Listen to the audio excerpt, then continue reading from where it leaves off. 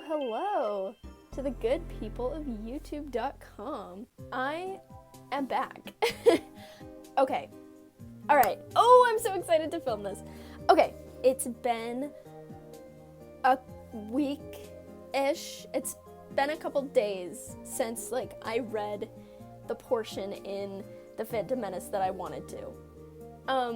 So I read it and I stopped so I could talk about it. So yeah, I'm a little bit more prepared to talk about the video this time, so I don't have to spend all my time flipping through the book. I know where I want to be looking in the book, but I forget a lot of things that I want to say. I definitely had more of an idea of what I was doing in the first video because it was all very fresh in my mind. But this this one is probably gonna be a little all over the place. We're gonna figure it out as we go. So another thing that I wanted to explain about why I'm making these videos, I guess, is because how do I explain this? People who know Star Wars know Star Wars. There's some people out there who know a lot about Star Wars. Like I mentioned in my last video, I talked about that 12-hour video essay where I got some of my knowledge from.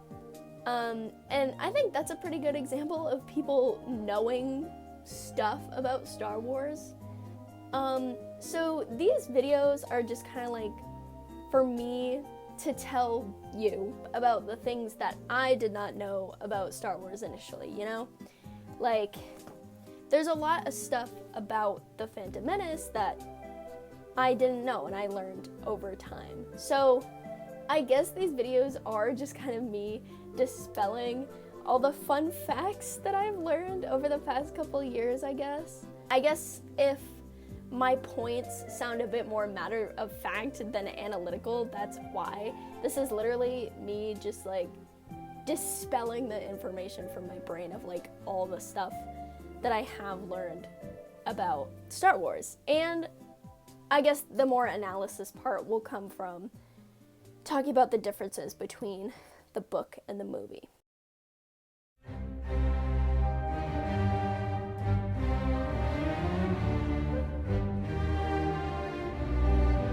Night blanketed the vast cityscape of Coruscant, cloaking the endless horizon of gleaming spires and deep velvet layers. Lights blazed from the windows, pinpricks against the black. As far as the eye could see, as far as a being could travel, the city's buildings jutted from the planet's surface in needles of steel alloy and reflective glass. Long ago, the city had consumed the planet with its bulk, and now there was only the city, the center of the galaxy, the heartbeat of the Republic's rule. A rule that some were intending to end once and for all. A rule that some despised. When I read that, I feel like I understood something about Star Wars a little bit better. I was like, damn. I was like, wow, that's beautiful. So, last we had left off, I remember now. Last we had left off, Anakin was confronted with a Tusken Raider in the Dune Sea in an extended chapter in the book. But I did not see the conclusion of that chapter, and then I finally did. Let's begin. One of the first things that the Tusken Raider does after he wakes up is he tells C-3PO to shut up. Most like every other character in Star Wars who has ever interacted with C-3PO, which is kind of sad. I really don't think that C-3PO is that annoying. But this is also coming from the same person who doesn't think that Jar Jar Binks is that annoying. So, take it how you will. I think that C-3PO is a great character, and it sucks that in, how do I say this? The more recent Star Wars media, his sole purpose is simply just to get bullied. They bully him relentlessly, and they only like him when he's useful to the plot. Maze of endless tunnels that the odds of finding an exit are 15,428. Shut up! So, The most interesting part about this chapter is Anakin and the Tusken Raider, like their connection, their confrontation, because we all know what happens later. Once the Tusken Raider finally does wake up and him and Anakin can't really communicate without the help of C-3PO, Anakin, being the Force-sensitive little guy that he is, can sense that the Tusken Raider is afraid. So let me read you this passage. Anakin realized suddenly that the Tusken was afraid. He could sense it in the way the other spoke, in the way he sat waiting. He was crippled and weaponless. He was at Anakin's mercy. The boy understood the Tusken's fear, but it surprised him anyway. It seemed out of character. The Sand People were supposed to be fearless. Besides, he wasn't afraid of the Tusken. Maybe he should have been, but he wasn't. Anakin Skywalker wasn't afraid of anything. Was he?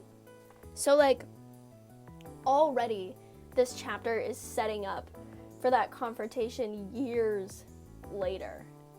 Because even when Anakin does kill the Tusken Raiders in Attack of the Clones, he's not afraid of the Tusken Raiders.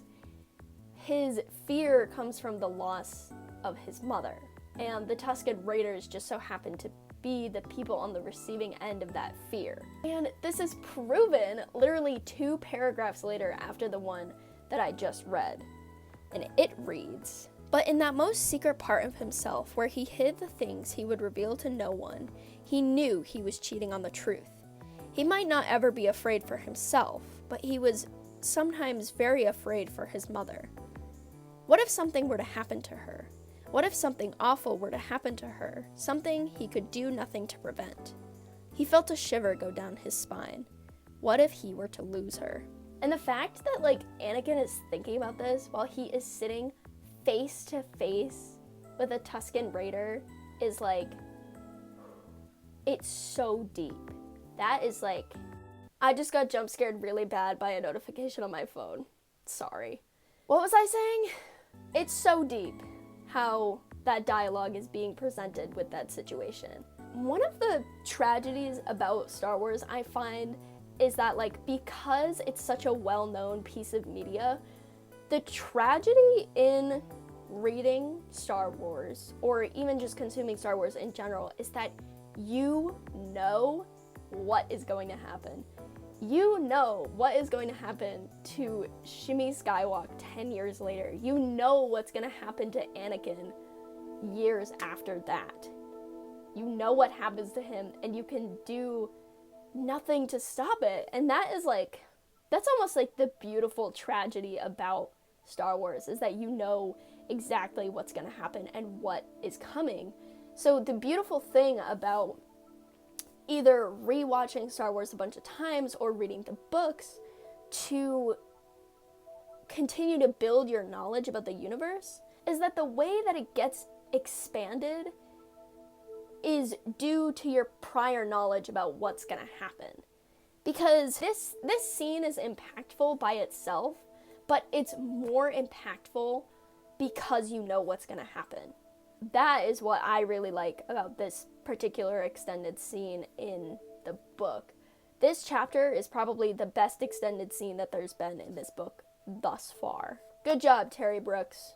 You wrote a banger in 1999.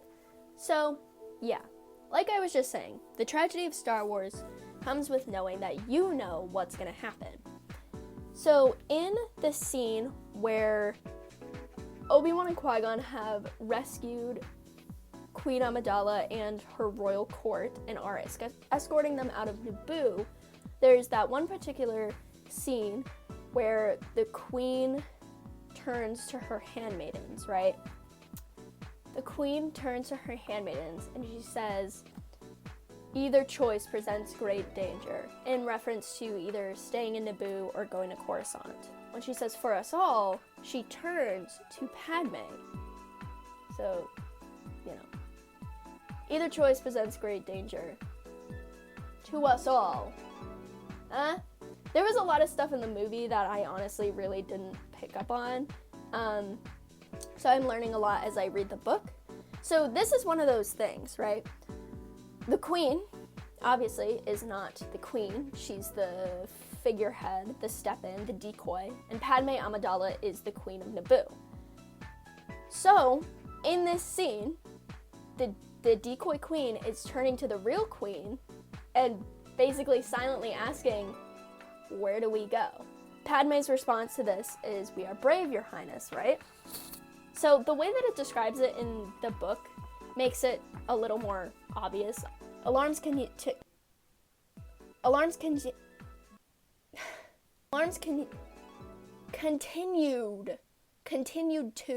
Okay, scrap that part. It's not that part, it's this part. Queen Amidala brought up her hand sharply to silence the debate. Turning from her governor and head of security, and the Jedi as well, she looked suddenly to her handmaidens, who were pressed close about her. Either choice presents great risk to all of us, she said softly, looking from face to face. Qui-Gon watched the exchange, puzzled. What was the queen seeking? The handmaidens glanced to one another, faces barely visible, within the confines of red and gold hooded robes. All were silent. Finally, one spoke.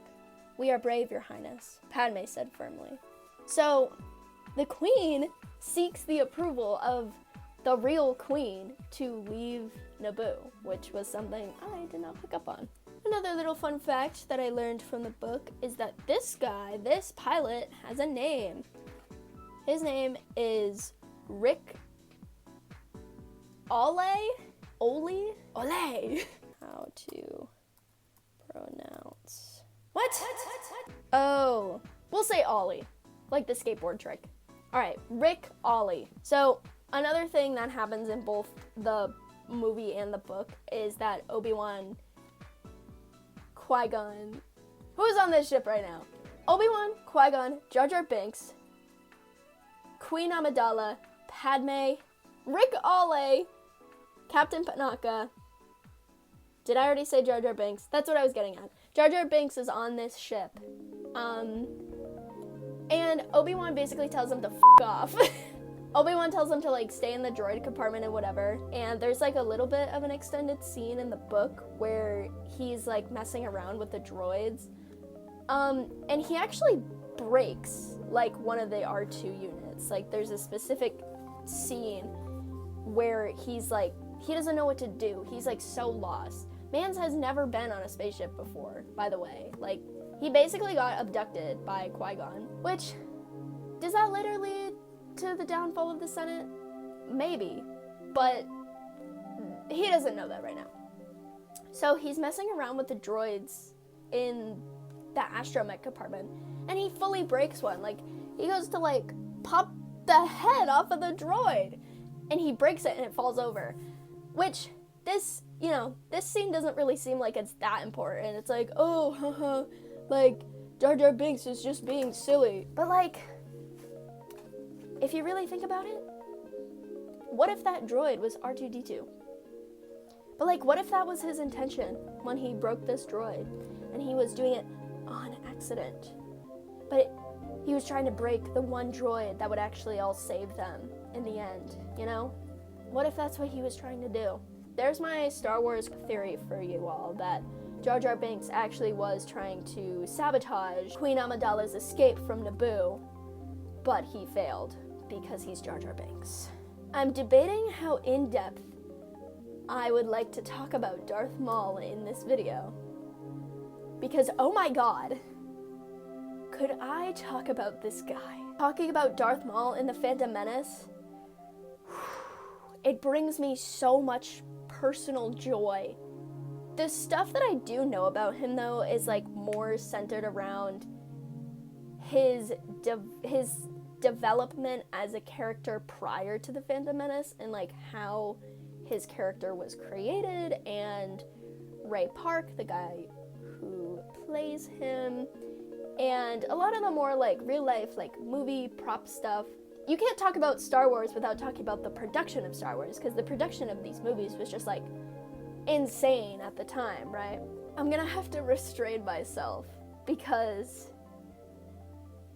the way I could analyze that character. So, Darth Maul has arrived now. We are at the point where he is in the picture. There is another scene similar to the "We are brave, your highness" moment, where they are on the cruiser and Qui-Gon is telling the Queen that they should land on Tatooine. Something that the Queen says specifically back to him is, "Must I?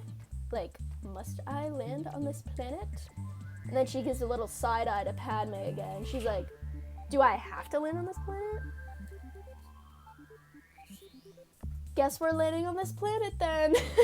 Something that I'm curious about though is how many other people, maybe not in Naboo, but in like the Naboo royal court, like Bilbo Baggins, whatever the heck his name is, and Captain Panaka, like, do they know? I don't know. I'll have to rewatch that part at the end where she reveals herself. I'm not sure. Okay. Something else that is also made more obvious in the book is the interest, the infatuation that one Mr. Skywalker has with Padme. It's a little odd in the movie because Anakin doesn't show zero interest in Padme, but his interest in Padme seems very normal. You know, like he's a kid. This is another young girl from a completely different planet, and, you know, he's like interested in meeting her and stuff like that. But in the book, it makes it very much more obvious that he's I wouldn't say interested in her in a romantic way, because they are children. It's a little odd in the book, because we get the point of view from Anakin, so we get to see like what he's thinking, what he's feeling, stuff like that, and he's like, it's it's almost like a love at first sight moment. It's kind of weird. He's like really obsessed with her, and she like walks into Watto's shop and he's like sitting on the counter, or like he comes out from behind, and then it's just like, "Oh my god, I love you," which he almost kind of basically says, because there is also at one point, again, extended scene in the book, but he tells Padme that he's going to marry her. "I'm going to marry you," the boy said suddenly. There was a moment of silence, and she began laughing again, a sweet musical sound he didn't mind at all. The creature who accompanied her rolled his eyes. "I mean it," he insisted. "You are an odd one," she said, her laughter dying away. "Why do you say that?" He hesitated. "I guess because it's what I believe." Her smile was dazzling. "Well, I'm afraid I can't marry you." Do you see what I mean about it getting a little weird? It's a little weird. Do we brush it aside? I don't know. It's also said that the whole, like, dialogue where he's like, "I'm gonna marry you," was, like, a deleted scene from the movie. I wonder how the movie's portrayal of Anakin's interest in Padme would have been different, or, like, more obvious if that line was in the movie.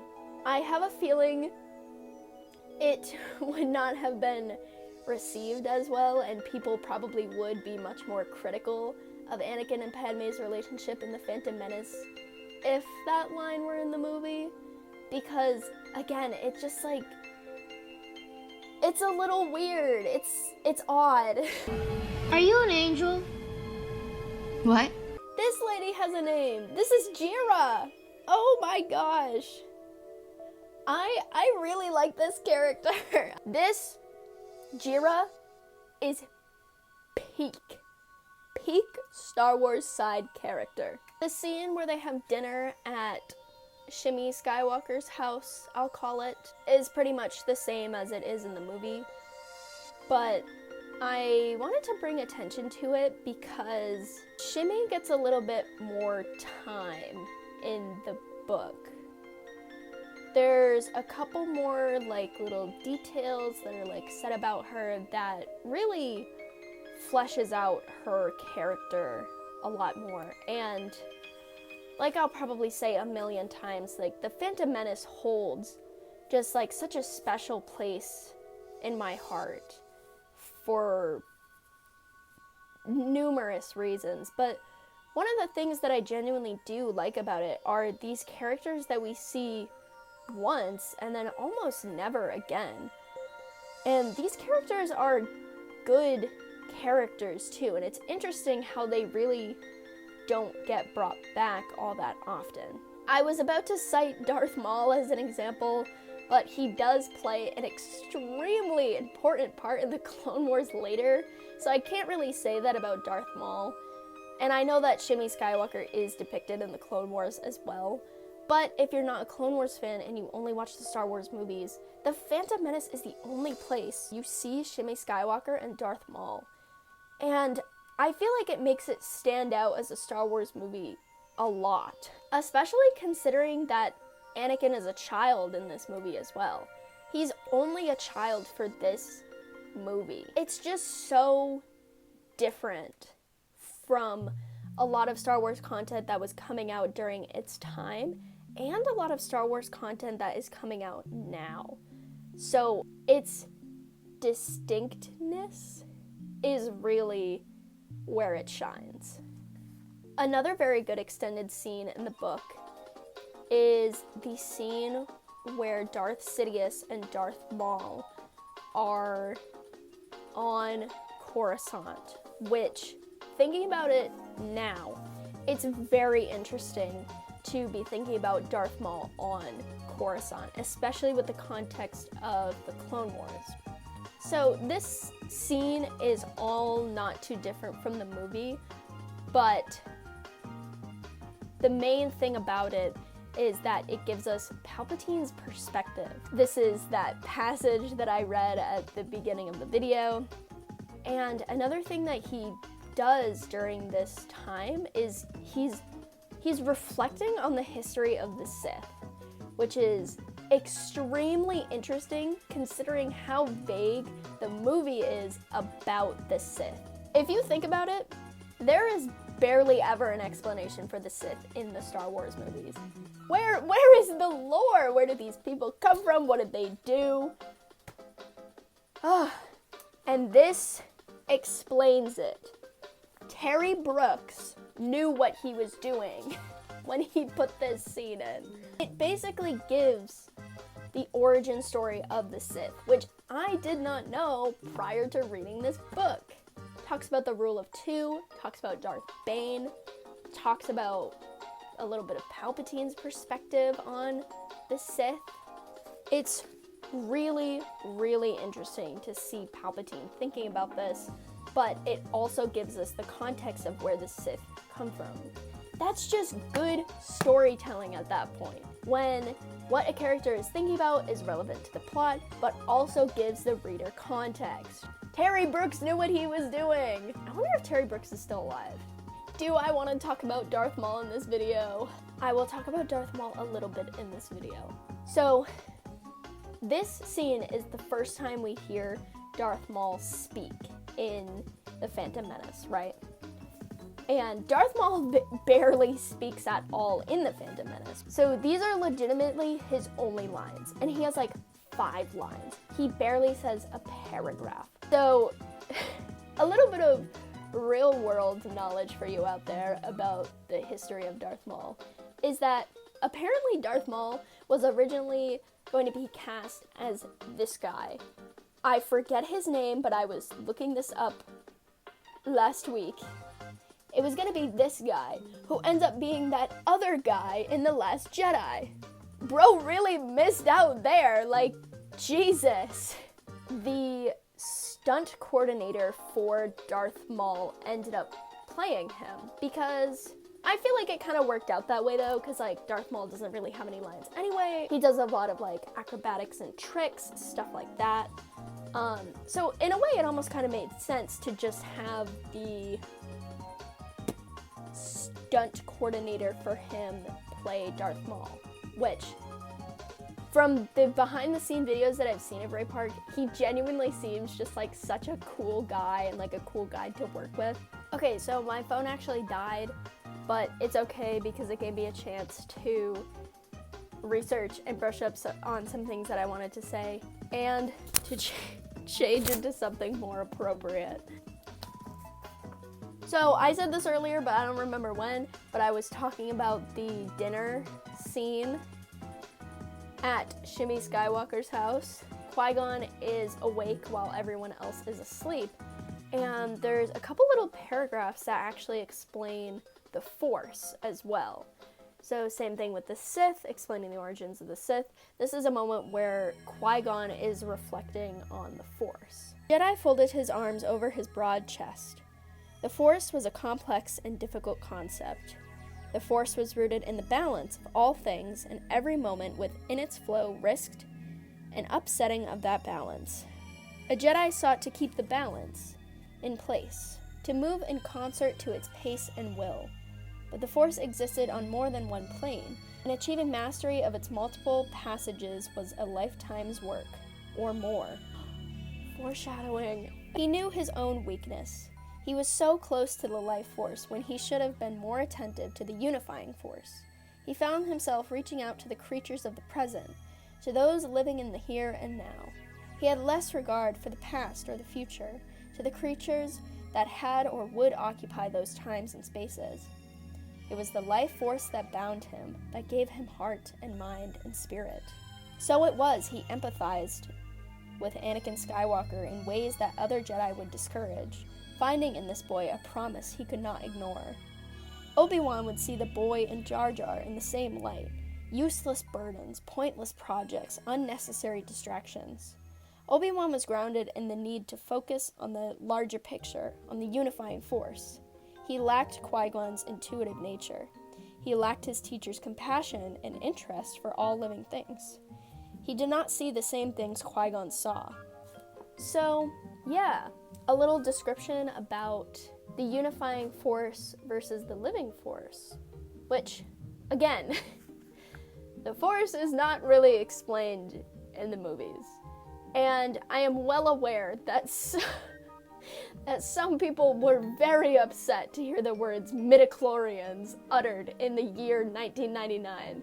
That passage also gives us more insight to Qui-Gon's character in general. He is seen as this impulsive, intuitive type of guy, but he kind of has like a reason for it, you know?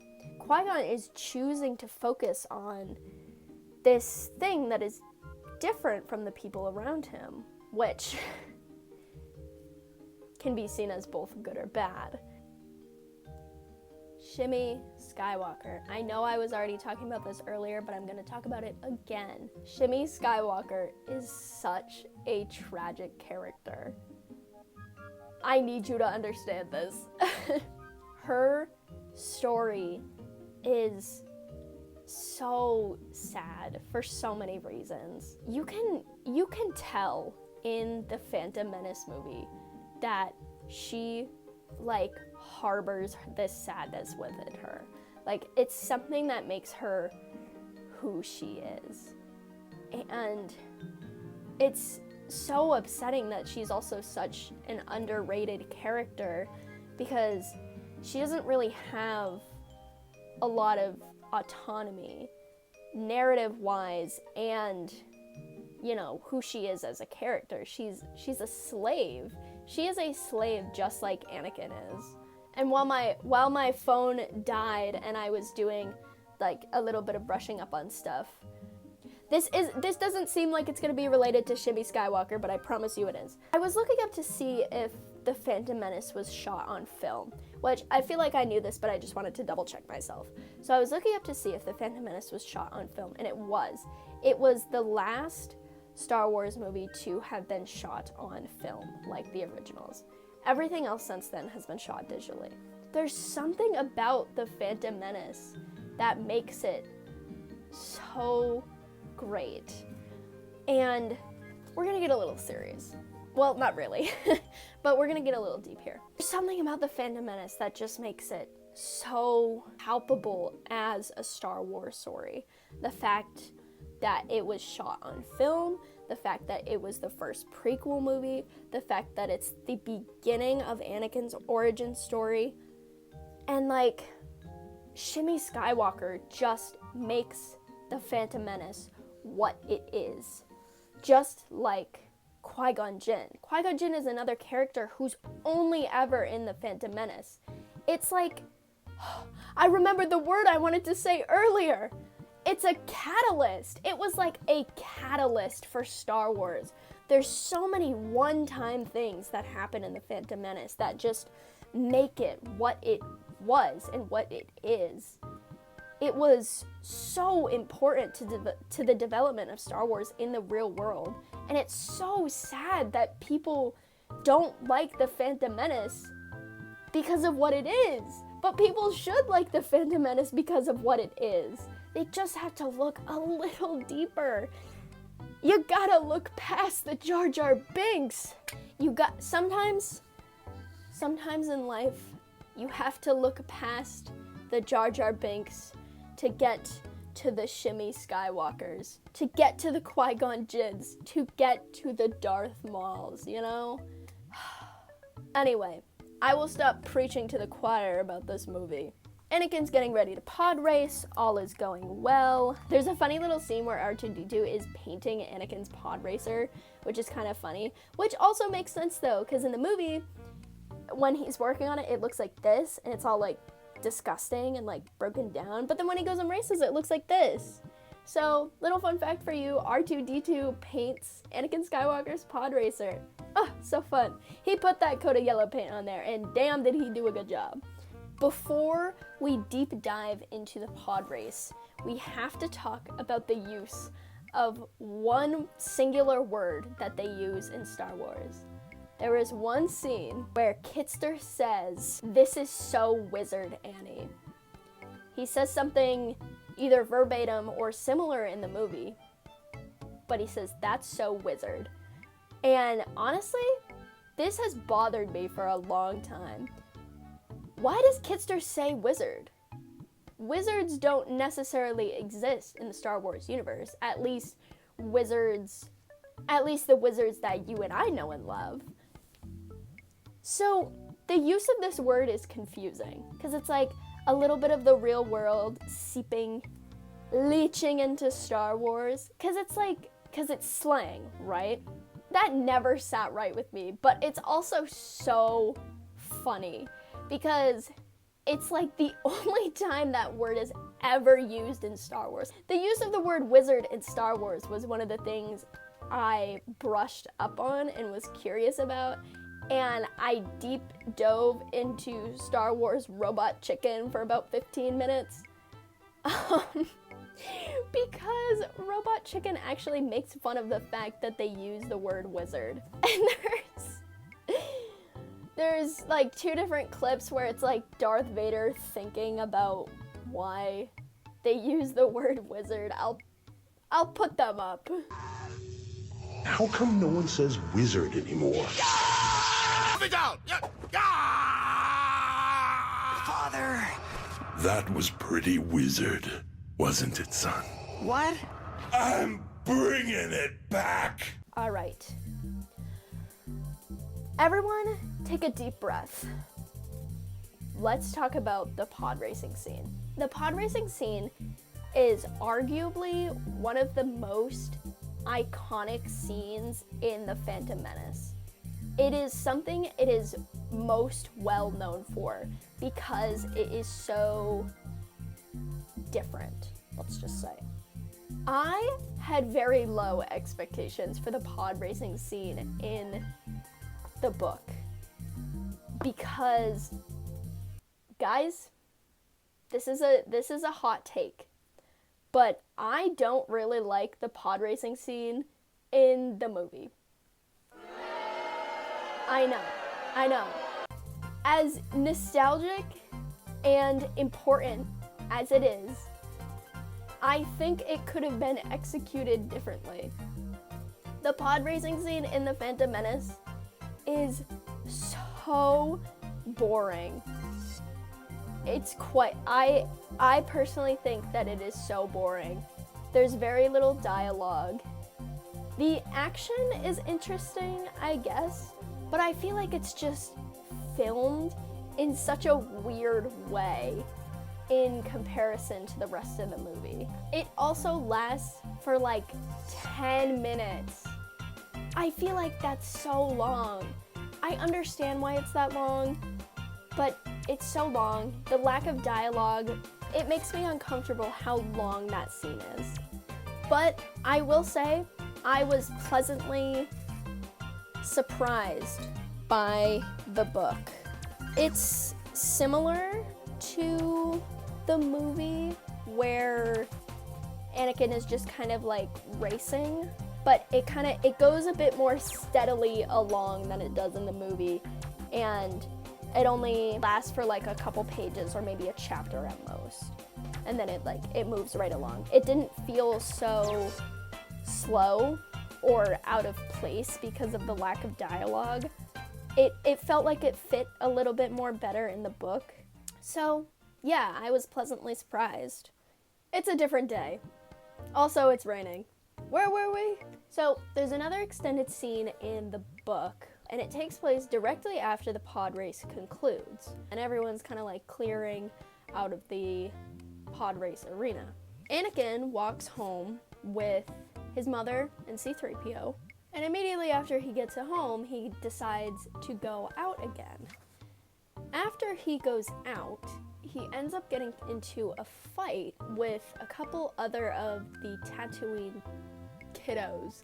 But this is interesting, because Anakin has just won this pod race. He should be happy, he should be excited, him and his mother have some extra money, but after winning this pod race, he realizes that Qui-Gon, Padme, the lot, have to leave Tatooine now.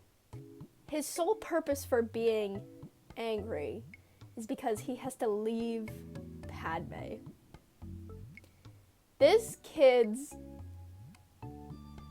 obsession with her started in his youth. And I feel like this scene adds a lot to that kind of like complicated relationship that Anakin and Padme have as kids. Because when he's 19 in Attack of the Clones, it's a little weird, but it makes a little bit more sense because he's basically an adult by that point. He can deal with a lot of these, well, I don't know if he really can deal with a lot of those complex emotions. So maybe even his lack of dealing with those emotions is shown even when he's a child. And there's this one line kind of as the fight is concluding and Qui-Gon kind of swoops in and, tears him away from this other kid that he's beating up. And the book states this: Anakin was hitting him as hard and fast as he could, not thinking about anything but how angry he was, not even aware that the source of his anger had nothing to do with his victim and everything to do with losing Padme. Whoa.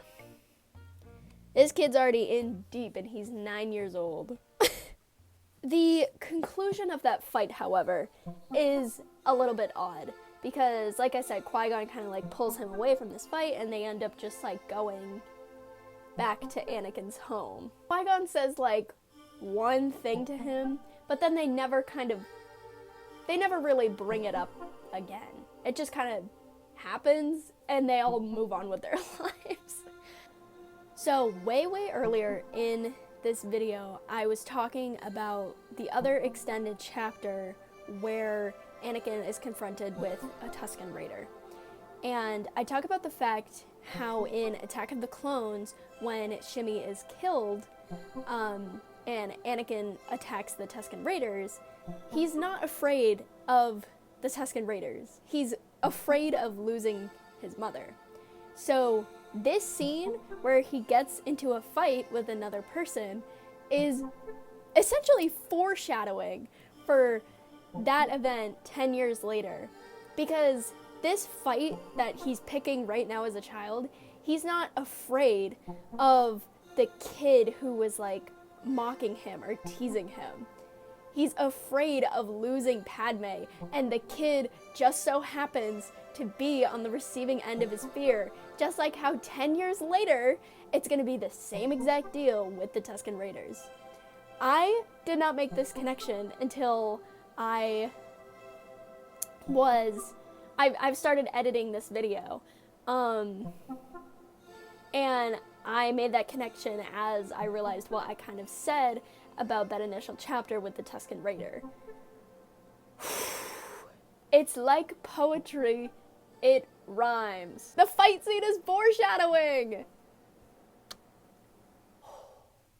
After that fight is arguably one of the most gut-wrenching scenes I've had to read so far. And it's the moment where Anakin has to leave Shmi. He has to leave his mother. This scene, I felt, was incredibly well written in the book. Watching it in the movie, it still is a very sad scene, but there was something about reading it that just made it, like, so much worse.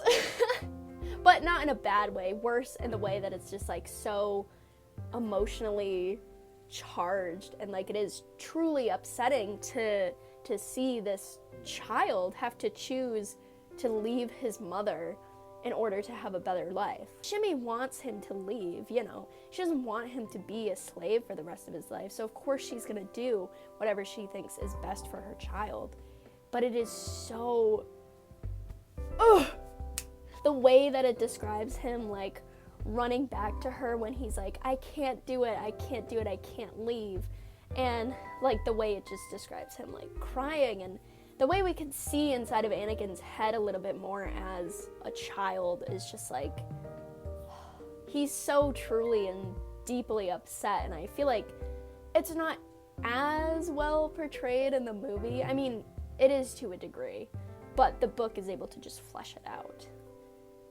Something similar kind of happens with this scene, though. Like I was saying with the fight, he kind of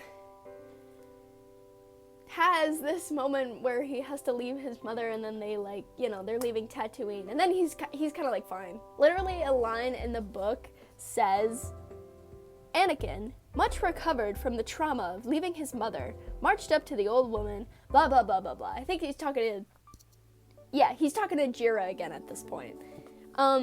But that was kind of funny that line is just blatantly in there.